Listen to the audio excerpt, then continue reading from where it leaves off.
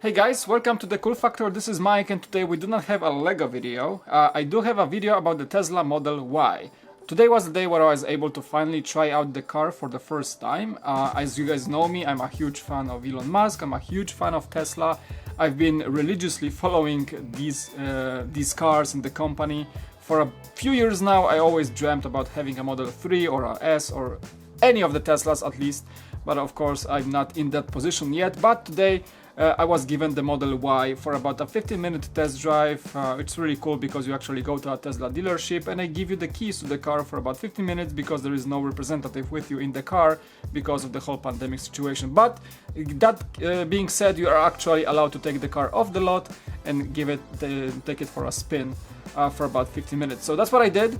My experience with Teslas is stronger and stronger. I drove all four of them at this point. Model S for about a short test drive, Model 3 for a full day with a rental, Model Y today, and Model X a few weeks ago for about an hour. So at least I know ins and outs of a Tesla most of the time. Model 3 was the one that I was familiar with the most. So I'm gonna try to basically base my impressions, my thoughts on a comparison basis to the Model 3. If I ever get a Tesla, considering that I'm a four-people family, the Model Y basically ticks off all the boxes for me. It's bigger, it's just slightly more expensive actually, it has so much more utility for the price, and I think it's gonna be the Tesla of choice once I'm able to afford one. Alright, let's get into some sort of first impressions, thoughts. This is by no means a review because you can find these on YouTube. People actually own these cars and record wonderful, deep, in-depth reviews about the Model Y. This is just from a fan, from a passionate guy about Teslas that tried the car for the first time. First of all, the looks. When you park the Model Y next to the Model 3, actually I was able to see both of them in the same color parked next to each other, so you can see that it is basically true that the Model Y is about 10%-ish bigger in every possible manner than the Model 3, like Elon Musk said a few years ago when they unveiled the Model Y. It is true, but it feels like on paper you feel like 10%, that's like not a big change. That drive today proved me wrong. It's a massive change. I spent the day with the Model 3 and the Model Y feels so much bigger. It's basically, it doesn't look from the outside, you can see the rooftops are like slightly higher, like the Model Y is slightly higher than the Model 3. But when you get inside and actually take the car for the spin, it actually feels like a Model X inside, but Model 3 on the outside. So sportiness meets utility of an SUV of a massive Model X. Model X is a giant Tesla. It feels like a truck on the road. It's very nimble and swift like all Teslas are, like those electric vehicles. But the Model Y, I think, takes the best from Model X. For me, it would be the space. The headroom over your head, the general feel of vast open area inside the car, which is kind of lacking in Model 3. But when you get outside of the car, you're like, hey, that's kind of like a Model 3. Basically, Model Y looks like a Model 3 from the front and more looks like a Model X from the back with all the big hatch and the storage space lifted. So it's basically a good looking crossover, trying to be an SUV, but I think it's more of a crossover. I think the biggest takeaway from that drive, and I think the thing that my wife liked the most, for example, is the higher sitting position as you get into the car. That means not only you sit higher, about 6 inches than the Model 3, but you also have more legroom. It feels like you're actually in an SUV. What my wife complained about, and I think I complained a bit as well, that when you get to the Model 3, it's a very sporty car. You sit low, you know, it's more like a sedan, like coupe almost, where you just get soaked into the seats, which are very comfortable by the way, but you feel like you're driving a sports car, which is great, of course. But if you think about family space and cargo space, the Model 3 is not the best choice. And the Model Y gives you all these options. It takes all these bad things away. It just gives you more space, more feeling that you're in control, that you're sitting over the road, not like necessarily in a bucket seat. The seats are even, I think, more comfortable in the Model Y than the Model 3, but you certainly feel like you're sitting much higher and you feel the road around you. You actually have more visibility in front of you, and I like this fact, and I think that's why I'm kind of leaning towards SUVs right now, and Model Y is just exactly what I want it to be. However, the bad thing about the Model Y's visibility is that, well, it's great from the front, you feel spacious, you feel great, but the back visibility, the rear visibility is pretty terrible. Because of the design, the rear window is very canted towards the end of the car, and the rear view mirror only basically you see the back section of the car, but the mirror is very small. It's like basically a strip of visibility. So sometimes you may need to just rely more on the side mirrors, which are also not the biggest. So I think that is the downside of the car. I think it relies much on the sensors to get you, on the road safely, and to monitor your surroundings. You have all the sensors and everything, so you see what's behind the car on your head-up display. I mean, it's not a heads-up display, but the dashboard, the screen in front of you, because the autopilot reads every car behind you. But if you wanna do it the old-fashioned way, you wanna still rely on the mirrors mostly, like I do as a driver, it's gonna get some time adjusting to. You can get in onto the screen and bump into your rear view camera live as you're driving, so that's kind of a workaround to get the better rear visibility, but that way your screen is occupied and you don't see the map or your music or whatever you had on your screen. It's taken away. It's taken over by the rear camera, which serves now as your rear view mirror. So something to consider for sure if you're buying this car. But I think that is the only bad thing about the inside cabin. The coolest thing though of all is the standard glass roof. And it's better than the Model 3, because the Model 3 does have the middle bar, which separates the driver section and the passenger section of the car. So it's like a normal car, you have an actual separation bar in the middle of the roof. In the Model Y, the glass roof is one single continuous piece of glass, starting from the right above the driver's head to the very end of the car. So anybody sitting in the back has basically a full-on panoramic screen of the skies above you, or if you're stargazing and driving at night, that must be amazing to feel. So the car feels like it's a full-on convertible at all times. There is no bars, no nothing.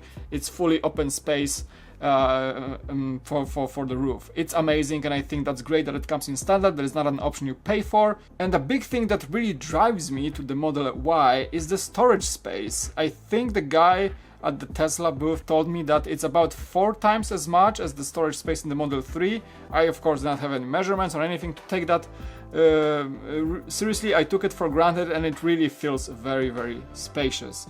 The back seats actually fold down fully to the flat position from the you have a switch in the back that just extends the seats to full flat, so you have basically a camping space. You can even sleep in the car if you want to. It's so long of a space in there, so it's proper SUV usage. And even the middle seat can retract on its own, so that way you have a gap in between the passengers in the back, so that way you can carry like a long item like skis or something, like a surfboard between the seats without the necessity of folding the entire back couch down. Something taken from Model X for sure. Model X in certain configurations have a gap between the seats in the back, and the Model Y can serve as that gap as well, but it can also serve as a full couch in the back, which is great. And compared to the Model 3, there's like no comparison. Model 3 is very similar in storage space to my current car, a Mazda 3, and given the fact that both of these cars are compact sedans, you won't get as much storage space in the back of such car. Model Y is an entirely different design in the back and just gives you plenty of storage, and for a family of 4, that is basically a no-brainer if you want to choose between the Model 3 and the Model Y. It's just no comparison. How does it drive though?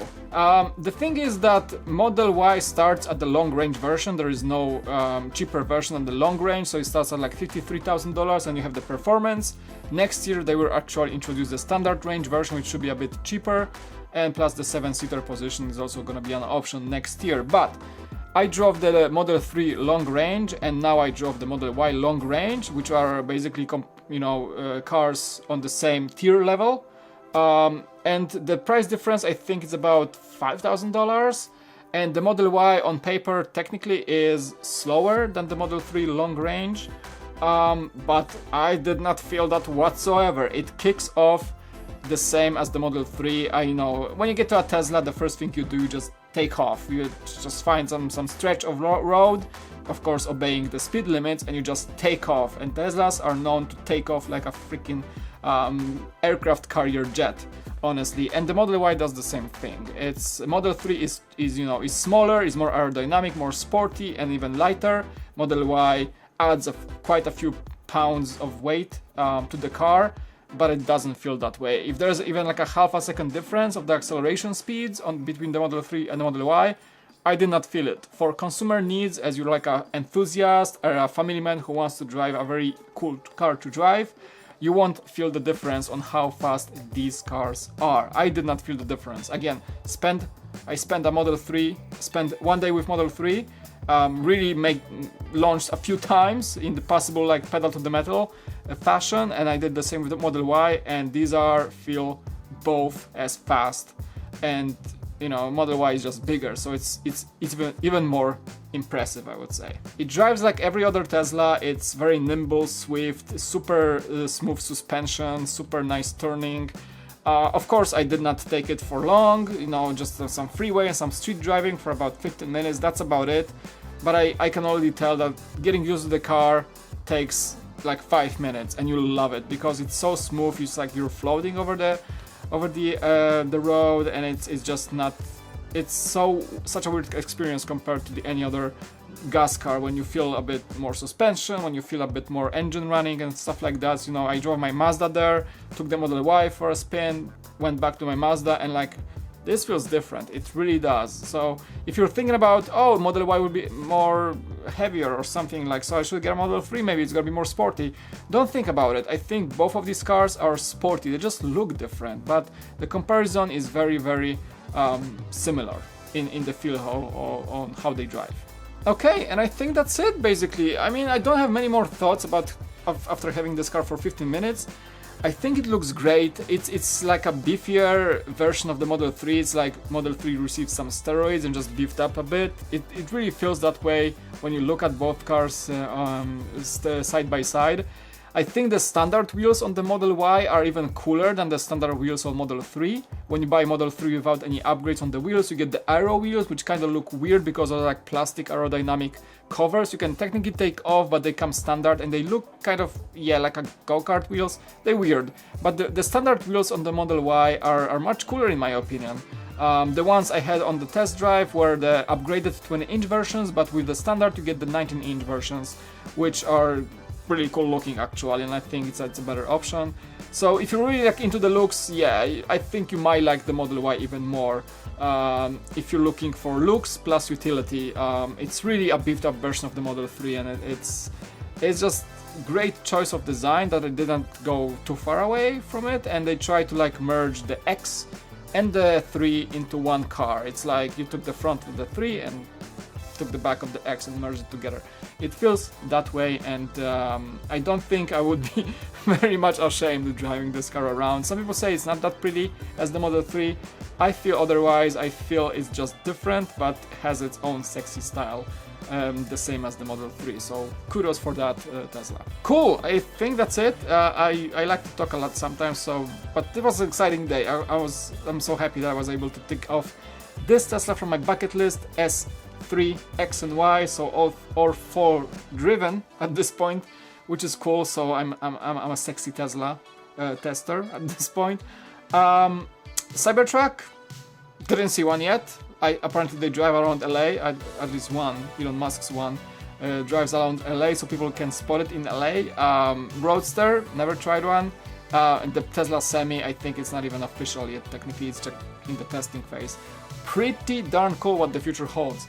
So yeah, I hope you guys enjoyed this short, not really short, like 20-minute short thoughts video on the Model Y. I really hope I can bring you some sort of a review in the future. Maybe I'm gonna get a car for a day or something when they become more widely available. Right now it's this one was one of the first Model Ys available actually in California, or maybe even in the world, for test driving. They're only like the ones delivered, or certain Tesla stores do have them, but I think not all of them at this point because of the whole pandemic situation. So that was pretty cool that the one in San Diego actually offers Model Y for a spin. If you're in San Diego, go check them out, really cool store, the guys are super awesome.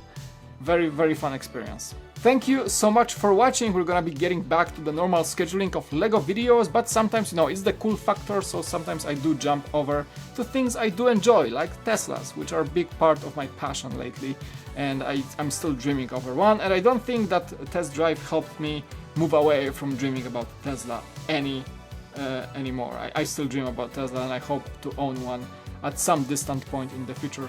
Thank you so much for watching, guys, and as always, click the like or dislike if you did not enjoy what I had to say about the Tesla Model Y, and I really hope to see you in the next video. Peace out, bye!